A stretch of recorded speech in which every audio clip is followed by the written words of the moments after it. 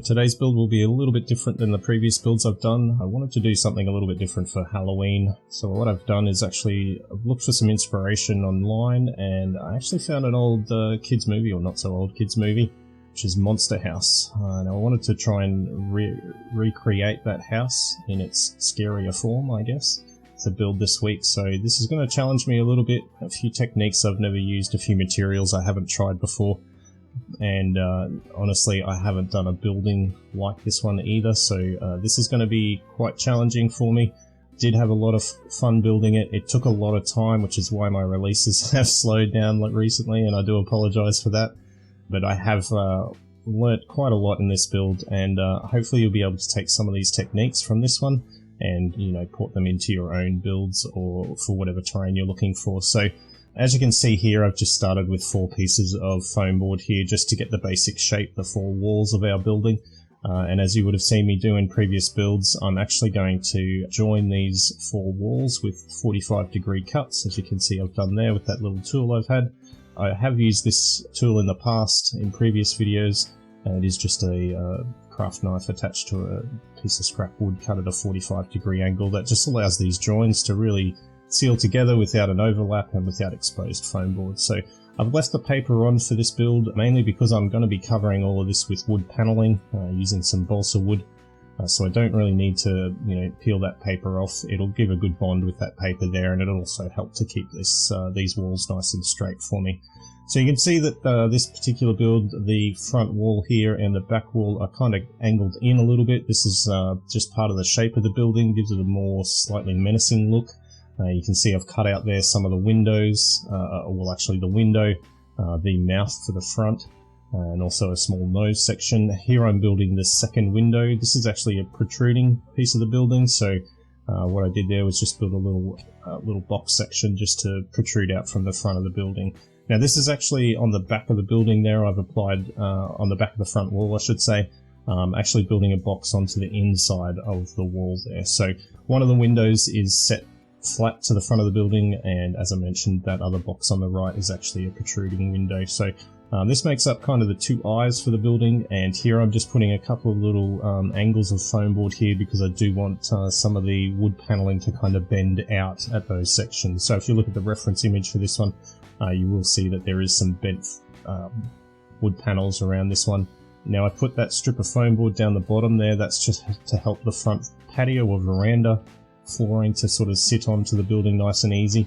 Now for the eyes I'm going to be using 2 yellow LEDs. Now these were easily placed in through the foam, so I've just pressed the 2 pins on the back of the LED straight through and soldered these up to a little 3-volt battery holder there. So once I've got those in place to stop these from moving around, I'm actually just going to hot glue these into place. Now I didn't go through the soldering of this. I'm certainly not an expert electrical engineer or anything like that. It's pretty basic. You can look up online how to solder LEDs and how to wire them up to a 3-volt battery. So just cut a little section out of the bottom of the back there. That's just to allow the wires and the battery pack to sit out the back of the building. Now I want this to be out the back just so that I can easily change the battery without having to move or, you know, dismantle or access the inside of the building. And as you can see there, that's all wired up now, and I can start putting these walls together. So hot glue will work perfectly for this. What I found though is if you angle it in and then press it around towards the inside, this will help limit some of that hot glue squeezing out of those joins. So with the 45-degree angles on there, you'll see that this actually gives us a pretty seamless sort of join at each corner. Keeps it nice and clean, and the surface area for the glue is a little bit more, so it does work out quite well.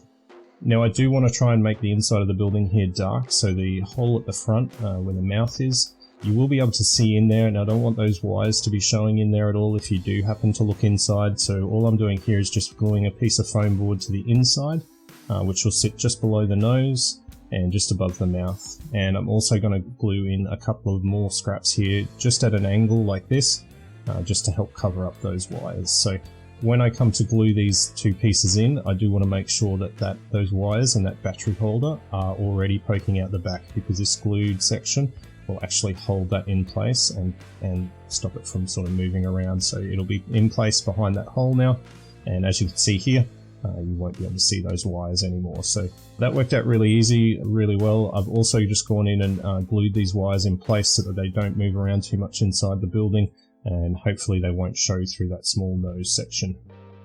Now, one of the new things I tried this week was to use some Super Sculpey to make up the trees. So this has two large trees protruding out the sides of the building. Now this is, I guess, meant to be the arms or the legs for the building, if you like.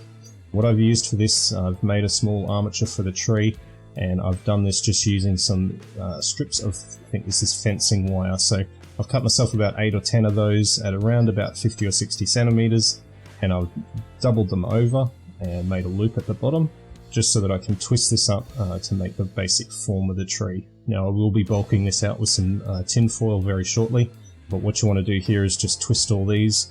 You would have seen me do a similar technique to this in the tree video I did a little while ago. I will link this at the top of the screen. This is just making some roots at the bottom and some branches at the top if you want. The main reason I've made those small branch sections at the top was just to kind of help hold this in place while I moved it around and made sure the positioning and everything was fine. So I'm going to cut those off towards the end here once I get these trees all made up. One advantage of having those little branches at the top as well, for the Super Sculpey you do have to bake it in the oven, so that just kind of helped them to sort of stand up straight and not fall over while they were in the oven there. Now when it comes to creating the bulk of these trees, once you have that wire in place, you just want to go around with some tin foil. You will need quite a lot of tin foil to bulk these trees up to the size that I wanted, but it's very easy to do. You just want to wrap it all around the wires that you've created, get the shape basically right, and you know, the thickness of these trees and the roots in place. You can bend it as you've got that tin foil on there, so you can, once that tin foil's on, you can still manipulate those trees and move them around just because of the wire on the inside. Now I'm using Firm's Super Sculpey for this one. I've never used it before, so if you do see me doing anything incorrectly here, I do apologise. Doing the best I can with this stuff. It was really hard to sort of knead this into a usable form, but I believe that's just the case with using the Firm stuff, although it does take details really well. And once you've got it kneaded and you know, you can manipulate it a bit, it is actually really good stuff to work with. So all I've done here is just cover up the trunk and the roots here with small thin layers of Super Sculpey, and made up the basic form of my tree. I also put a couple of knots into the side of the tree where branches may have broken off earlier on in its life. This was really easy to do as well. You don't have any sort of drying time or anything to worry about with this Super Sculpey. It won't set until it actually goes through the oven. So once I've got those made up, I'm able to then sort of work out where they'll sit in the side of the building and cut out a couple of small sections for them to actually sit inside.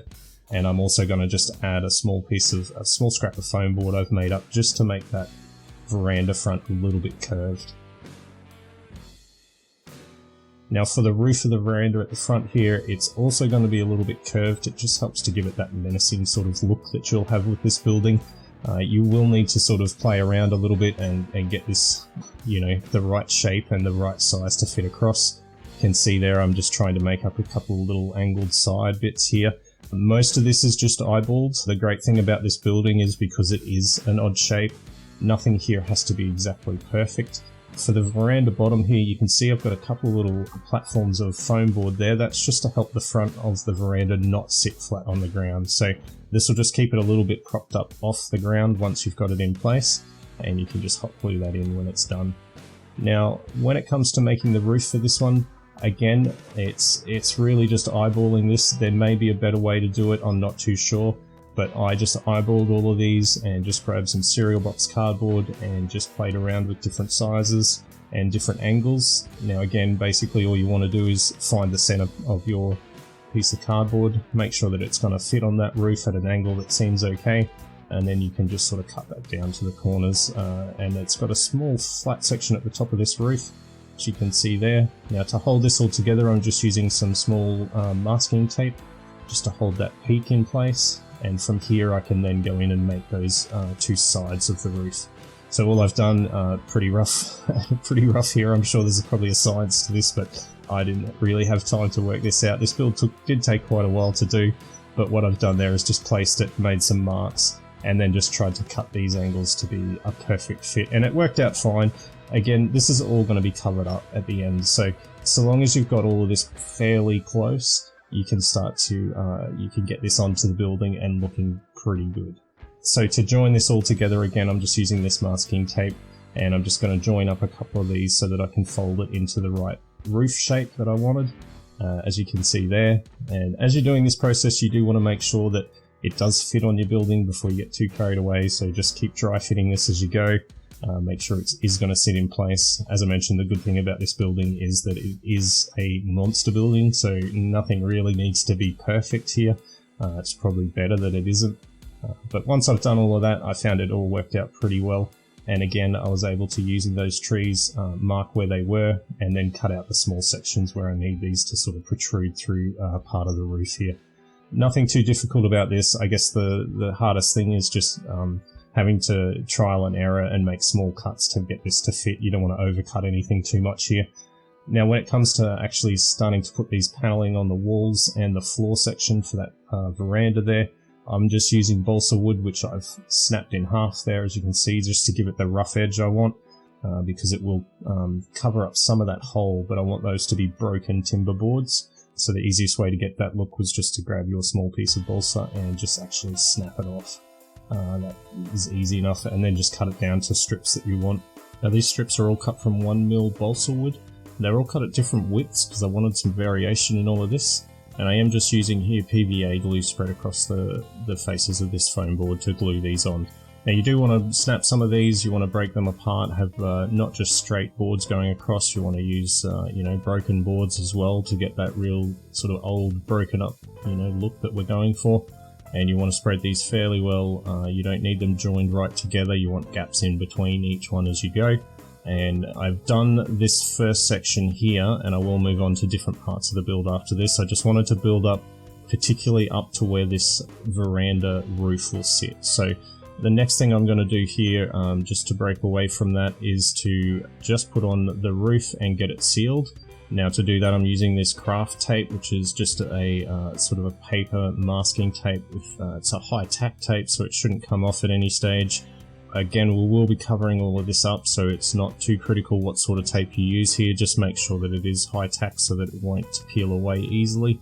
And all you want to do is just cover these joins, particularly across the top. On the inside, we will come back and use a little bit of hot glue to seal those joins on the inside. There is a small crease in the front of this roof. It's easy enough to just put that in there, which is why I've got that small groove cut in the front of the front wall at the top as well, so you'll see that shortly. So coming to fit this roof on, I want to just make sure that everything fits. Again, you can see I've used some masking tape there to glue those angled sides onto this little veranda roof, and you just want to make sure that it does fit, and it will sit pretty firmly on there. You can use little supports inside there as well, just to make sure that you've got a bigger glue surface. So it's a good idea to base coat that inside, that cereal box cardboard black before you glue it on, because it can be a bit tricky trying to get up in there and paint that one once it's on. The other thing I'm going to do with this before I glue it on is glue on a couple of the main posts onto this roof section. So for this, all I'm using, and I will use this at the front of the veranda at the bottom as well, is just some matchsticks kind of sharpened down to a bit of a point. This gives the impression of teeth, I guess, on the building, and I'm just going to use some super glue here to hold these in place. Now, one thing I did find with the super glue which might be helpful is to use a very small amount. That'll help it set really quickly, so you can just kind of place these onto the glue, and within a couple of seconds it should be able to hold it up.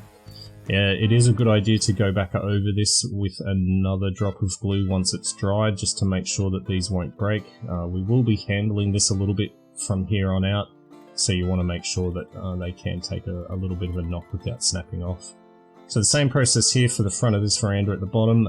You can see I've added the floorboards for the veranda there, and I'm just going along with these matchsticks and a little bit of super glue to hold them into place. Using the reference picture here to get a sense of where they should be and how that really looks. I won't go into a great lot of detail of this one. I will show you here that I'm adding in small little pieces of balsa as well to make up the little handrail parts. These give a look of teeth for the front of the building for this monster house, so really effective. You want to make sure that you sort of glue these down to the base of the veranda, as well as kind of leaning up against the foremost floorboard there. So here you can see these ones in place, some matchsticks, some bits of balsa. Some of those I've sort of sharpened up, other ones I haven't. And here I'm cutting the rest of the boards for the side walls and the back. Easiest way to do that was to just sort of measure up roughly where the width of the wall, and then cut a bunch of strips. You'll see here that again, when I'm putting these strips on, I've got a lot of them that are broken, so that you've got gaps in there. You don't want to lean them right up against each other. You also don't want these to be cut uniformly. You want them to be varied in their width. Gives it a really old look, and it paints up exceptionally well. So this little box I made here, which is quite similar to the dumpster video I did, it's just a couple of pieces of cardboard stuck together with tape, and then a little bit of glue and some balsa on top. That'll make up the little cover section, or sort of a basement entrance if you like, but that will cover the battery at the back. So you can see there now that this roof section for the veranda will go on pretty easily. It covers just up to where I put those boards on, so you want to make sure you mark that out and just glue that first section of boards on halfway up. Once you glue on the veranda roof, you can then go ahead and finish the boarding or the siding for that building. For these windows at the front, or the eyes if you like, I'm just using a little piece of cardboard, so cereal box cardboard here works fine. Just get some hard plastic, hard clear plastic, like a blister pack or packaging of some kind, and just cut out a small section that will glue onto the back once you've cut your window out, and then we can glue that pretty much straight on over those window holes that we made in the foam board. I am going to put a couple of little, window sections in here. I've just used some really tiny strips of balsa wood, so these are just frames for the window. Just going to glue those in with some super glue, and as you can see there, that gives us the window that we're looking for, and they'll fit right over those LEDs really nicely. One thing I will do though is just to prime the back of these, so cover that plastic with a little bit of white or grey primer, just to fog those windows, and that'll diffuse that LED really well, so it won't look like an LED bulb sitting behind those windows. So when you come to glue on the boards where you've got that cardboard and surrounding wherever you've got it bent, with the 1mm balsa wood, I found it was really easy to kind of bend that into the shape you need it, so that it can protrude out of the building without giving you too much trouble. Now there is a small gable roof that sticks out at the front to cover this protruding window section here. To do this, it was really just trial and error, so I just cut down a piece that was kind of roughly looked like it would fit there, and then just slowly fine-tuned that until I got it to what I needed. This will be covered with shingles as well, and those shingles will overhang, so it doesn't need to be perfect, but you want it to make sure that it covers the section that you want and has the angles you want. So we're just going to tape that all together, so we've got the top section and the two sides there. And the last thing I need to work out is just how to make that front section. So I just put it down on a piece of cereal box cardboard and roughly sketched out what I thought would work and what I needed, and just cut it down and tried it out until it fit perfectly. So a bit of hot glue on the back and place that onto your roof section. Again, the roof section at this point is not glued to the actual building, so we want to leave that separate until the very end. Now to cut up the shingles, I'm using again the 1mm balsa sheet, and I'm just going to cut this down into small strips, and much like our siding, we're going to make these of varied lengths and widths, so we've got lots of variation in there so that this looks pretty different everywhere. You want to grab your favourite cup and settle in for a lot of gluing at this point, so I won't make you guys watch all of this, but I can tell you, doing it this way, I'm sure there's probably a better way to do this, or a more efficient way. But this particular look that I wanted definitely benefited from me doing it shingle by shingle all the way around, including the veranda top and also all of this roof section. So all four sides of this roof got glued in with these individual shingles, starting at the bottom so that you can overlap them as you go up. Just adding a bead of glue each time and just pressing them on, so you want them to be sort of offset. You will find that you may sit there for several hours gluing these things in place. So here I am late into the night gluing shingles. It was a lot of time spent, but honestly I think it was worth it for the look I got at the end. I don't think I could have replicated this with a different technique. This really did work out for me, and you know what, you just put on your favourite podcast or music and just sit there and chill out for several hours while you do this, and it all comes up in the end. So the chimney for the back of the roof here, so make sure you don't forget about that when you put these shingles on. It's just a small square or rectangle of foam, and I'm just using the craft knife and then going over it with a mechanical pencil afterwards to impression those bricks in, give it a black base coat, and finally you can then start giving it the colours. Now for the colours of my build, it was just basically varying shades of grey dry brushed on there, a little bit of brown onto the wood panelling as well, and a few highlights to just finish it up. And as you can see here, this has come together exceptionally well. So I was really happy with this build. It was really fun sort of getting out of my normal terrain building. This was a nice experiment, I guess, if you like, with a few different materials. I hope you've been able to learn a little bit from this build. Thank you very much to my Patreons. Thank you, Leif, for the intro for the video, and also Craig for the music. You guys have a great day. Happy Halloween, and I'll see you in the next video.